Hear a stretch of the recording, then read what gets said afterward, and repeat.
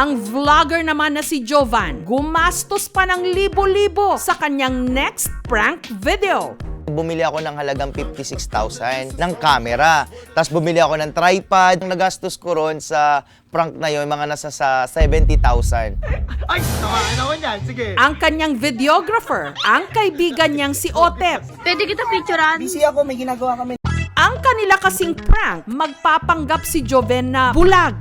Boss, sino hinahanap ko? Hanggang sa tatabi na siya sa mapipili niyang target.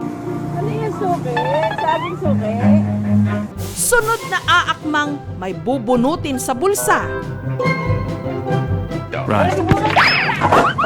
Pero tungkod lang pala.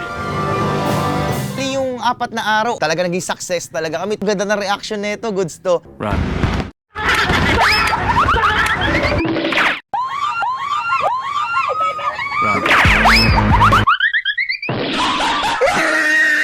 A few moments later, Nakakita ko ng target talaga. Nakamotor siya.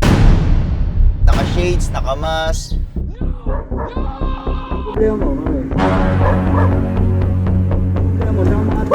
ang hindi alam ni Jovan, armado pala ang kanilang na-prank. Pagbunot ko na ganun, bigla niya na akong inalmahan ng kinasaan ng baril.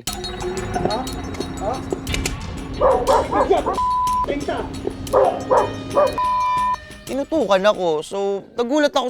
Sir, gumagawa lang po kami ng video. Hindi, gumagawa lang. Gumagawa lang po kami ng video.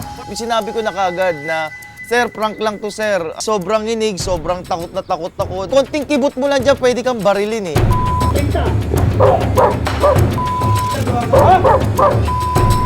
Nagmamakaawa po kami, mga vlogger po kami. Sana po patawarin niyo po kami, hindi niyo po kami ikulong.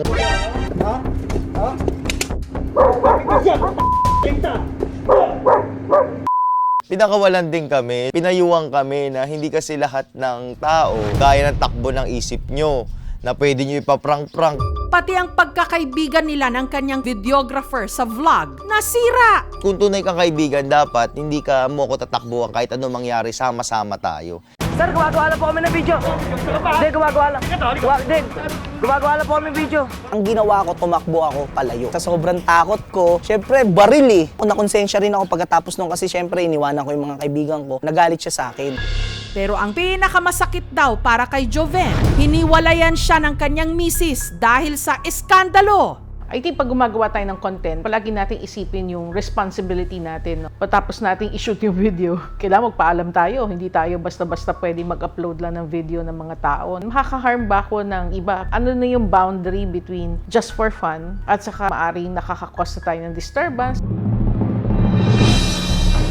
Prangkahan na tayo. Hindi lahat ng prank nakakatuwa.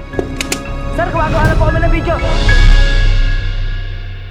Thank you so much mga kapuso. Kung nagustuhan niyo po ang videong ito, subscribe na sa GMA Public Affairs YouTube channel.